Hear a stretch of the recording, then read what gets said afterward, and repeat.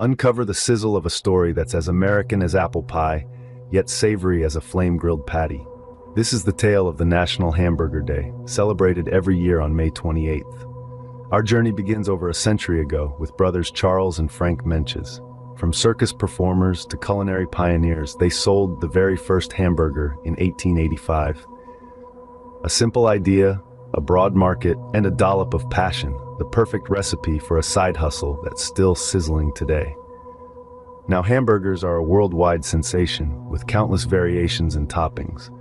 But if you're looking to add a smoky twist to your burger this National Hamburger Day, Traverse Bay Farms Bacon Ketchup is a revelation in a bottle. This is not your average condiment. It's a flavor revolution, transforming your burger into a symphony of taste with the smokiness of bacon and the tang of ketchup. So this May 28th, honor the humble hamburger. Grill one up, slather on some Traverse Bay Farms Bacon Ketchup, and celebrate a culinary tradition that's as timeless as it is tasty.